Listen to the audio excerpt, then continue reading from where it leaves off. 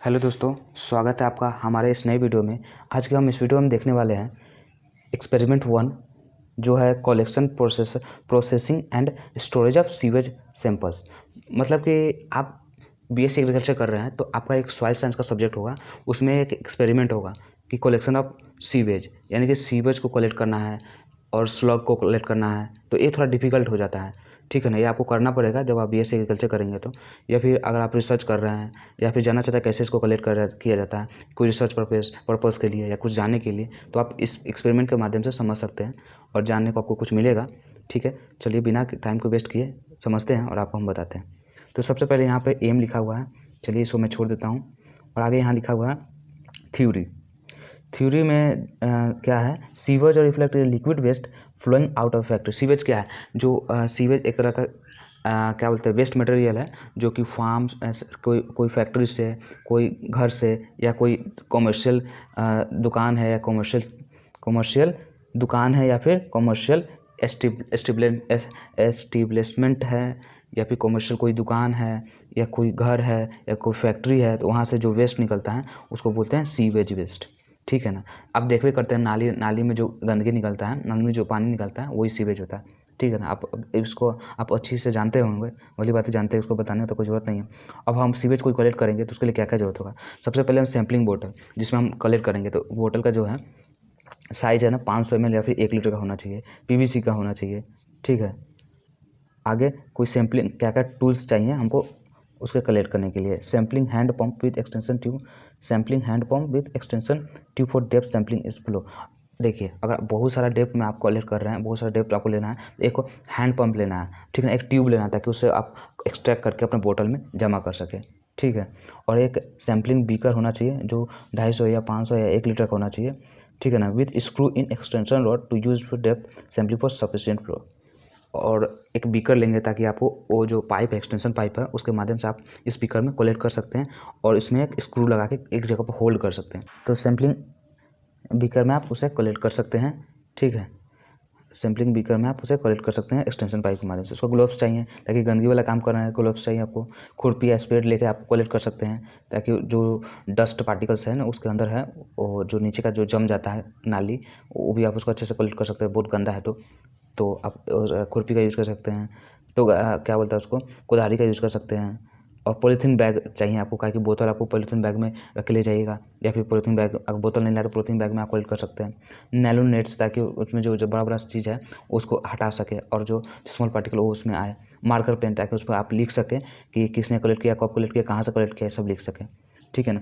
अब चलिए, ये सैंपल कलेक्ट करना दो प्रकार होता है। एक होता है ग्रैब सैंपल। ग्रैब सैंपल क्या है, ग्रैब सैंपल का मतलब है कि आप किसी लोकेशन पर गए या फिर किसी जगह पर गए, अचानक से वहाँ से जाकर वहाँ एक जगह से ही आप पिक करके या हाथ से उठा के या फिर एक जगह से ही आप उसको उठा के बोतल में रख लिया, पॉलीथीन बैग में रख लिया, वो हमारा हो जाएगा ग्रैब सैंपल। दूसरा क्या है, कंपोजिट सैंपल। कंपोजिट सैंपल में दो प्रकार हैं। पहले टाइम वेटेड। टाइम वेटेड में हो गया कि आप क्या करेंगे कि एक लोकेशन सेट कर लिए, उसको हर एक घंटा पे या कुछ घंटा पे डेली ले रहे हैं। ठीक है ना। सिंपल, आज लिए 1 घंटा, फिर अगले दिन 1 घंटा, या उसी दिन का 1 घंटा के बाद, फिर 2 घंटा के बाद, फिर दूसरे दिन का 1 घंटा, फिर तीसरे दिन का, फिर चौथे दिन का, ऐसे उसी टाइम पे या अलग अलग टाइम। एक जैसे कि आप समझिए, हम समझाते हैं। जैसे कि एक दिन का अलग अलग टाइम पे आप ले सकते हैं सैंपल टाइम वेटेड में, या फिर एक लोकेशन का अलग अलग दिन में उसी टाइम पे या कोई भी टाइम पे हम एक ही जगह से ले रहे हैं, वो हमारा टाइम सैंपल हो जाएगा। फ्लो वेटर में होगा कोई पानी फ्लो कर रहा है, उसमें आप ले लिए, कहीं और फ्लो कर रहा है वहाँ से लिए, अलग अलग आप सैंपल ले लिए। ठीक है ना। उसको आप एक जगह रख रहे हैं तो वो आपका हो जाएगा फ्लो वेटर। अब सैम्पलिंग प्रोसेस, कैसे सैम्पलिंग करेंगे, ठीक है ना, उसका प्रोसेस है। सबसे पहले क्या करेंगे, क्लीन एज टाइप पॉलीथीन बोतल। पहले बोतल जो आप लाए हैं जिसमें आप कलेक्ट करने वाले हैं उसको अच्छे से क्लीन कर लीजिए और स्टराइल कर लीजिए, मतलब कि उसको गंदगी जो है, बैक्टीरिया वगैरह, उसको अति कर लीजिए ताकि आपको रीडिंग जो है, जो रिसर्च करना चाहते हैं वो अच्छे से आ सके, एक्यूरेट आ सके और उसमें कोई गलती ना हो। इसको आप करके आप उसे अवॉइड कर सकते हैं। Slug sample can be collect from the different sides of the polluted area. Slug sample है, उसको अलग अलग साइड से भी कलेक्ट कर सकते हैं, या करेंगे तो आपको ज़्यादा कुछ अलग अलग जगह के बारे में जानने को मिलेगा, या आप एक ही जगह के बारे में जानना चाहते हैं, या एक ही जगह का आप सैंपल लेना चाहते हैं तो वहाँ से भी ले सकते हैं। ठीक है। और आगे क्या है, samples are collected in duplicate. अगर आप एक सैंपल जो कलेक्ट किए हैं, आपको लगता है कि कहूँ ये ख़राब हो जाए या फिर किसी वजह से वो ख़त्म हो जाता है, आप एक और एक्स्ट्रा सैंपल ले सकते हैं ताकि आपको एरर का चांसेस कम होगा। या आपको अगर वो लॉस्ट हो जाता है या फिर किसी वजह से वो गलत साबित होता है या फिर वो डिस्ट्रॉय हो जाता है या गिर जाता है या फिर आप उसका सैंपल नहीं ले पाते हैं, तो आप अलग में एक्स्ट्रा रहेगा तो उससे आप सैंपल ले पाएंगे, ठीक है ना। या फिर आपको लगता है कि ये गलत रीडिंग दे रहा है तो एक बार उसमें भी जो आप जो लिए हैं उसमें भी टेस्ट करके पता कर सकते हैं कि क्या ये सैंपल सही है कि नहीं कि गलत, ठीक है। एक तरह से आपको डबल चेक करने का मौका मिल सकता है, ठीक है ना। It is collected on monthly basis of any.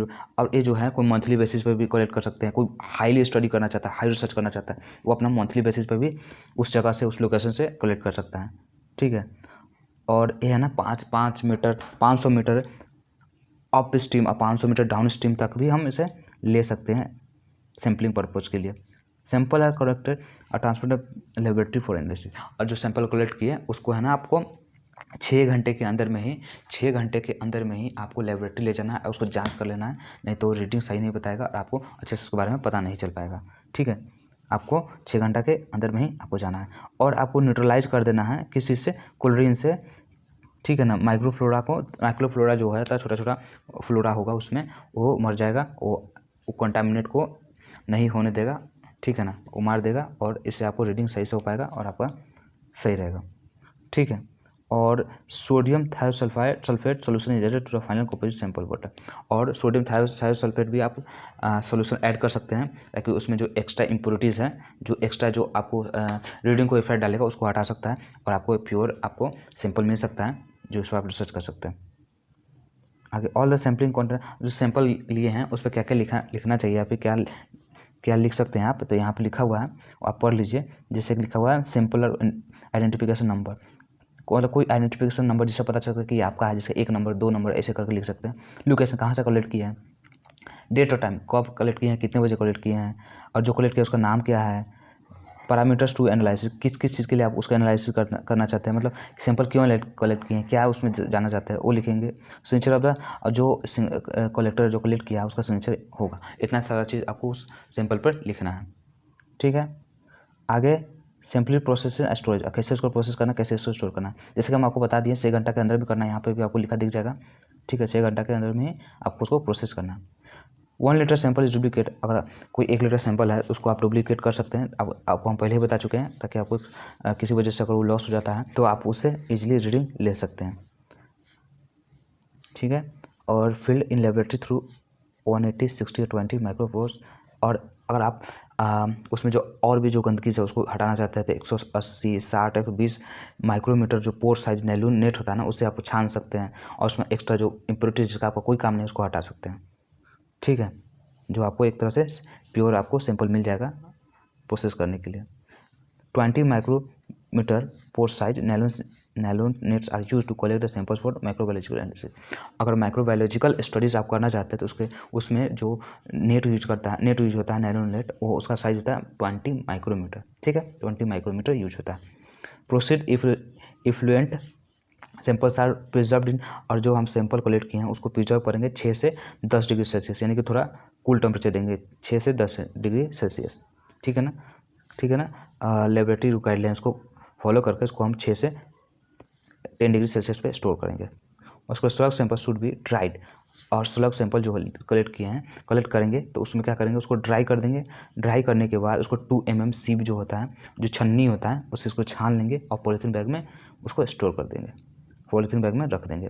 और फिजियोलॉजी क्या क्या हम चीज़ एनालिसिस कर सकते हैं, पीएच एनालिसिस कर सकते हैं, उस जगह का पीएच क्या है, और उसके बाद TDS कर सकते हैं, टोटल डिजॉल्व सॉलिड्स कितना है, और सस्पेंडेड सॉलिड्स कितना है, ऑक्सीजन डिजॉल्व ऑक्सीजन कितना है, मतलब उसमें ऑक्सीजन कितना है, और बायोलॉजिकल ऑक्सीजन डिमांड कितना है, केमिकल ऑक्सीजन डिमांड कितना है, और उसमें क्या क्या केमिकल्स प्रेजेंट है, क्या क्या एलिमेंट्स प्रेजेंट है, ये सारा चीज़ आपको जानने को मिलेगा। और फंगी बैक्टीरिया क्या क्या प्रेजेंट है, ये सब भी आप जान सकते हैं, ठीक है ना। ये सब एनालिसिस आप कर सकते हैं, आपको अच्छे से वो पता चल जाएगा।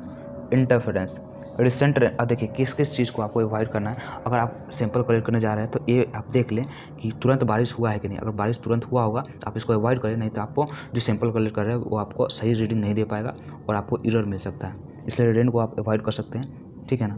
जब आपका अच्छा मौसम हो तभी आप कलेक्ट करें, ठीक है, और विंड का फ्लो नहीं होना चाहिए, ठीक है ना। यहाँ पर लिखा हुआ absence of wind flow is required as wind may drive some constituents towards the one side of the water bodies that be avoided.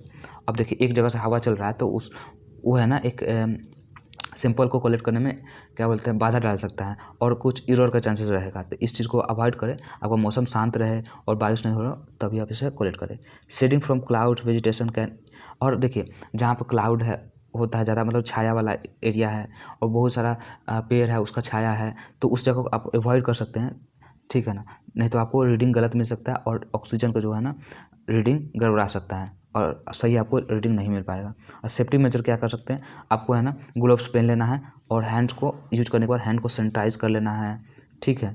और उसके बाद अच्छे से आपको प्रॉपर वे में, सेफ्टी वे में, कि ऐसा नहीं कि आप उसमें गिर जाइएगा, थोड़ा ठीक से देख के आपको सैंपल को कलेक्ट करना है। चलिए ये PDF यहीं पे ख़त्म होता है, ये लेक्चर भी यहीं पे ख़त्म होता है। आशा करता हूँ आपको ये लेक्चर, आपको ये वीडियो अच्छा लगा होगा। अगर अच्छा लगा होगा तो हमारे वीडियो को लाइक करें, चैनल को सब्सक्राइब करें। और मिलता हूँ किसी और नेक्स्ट वीडियो में, किसी और नेक्स्ट टॉपिक पे। तब तक के लिए आप स्वस्थ रहें, मस्त रहें। जय हिंद, जय भारत।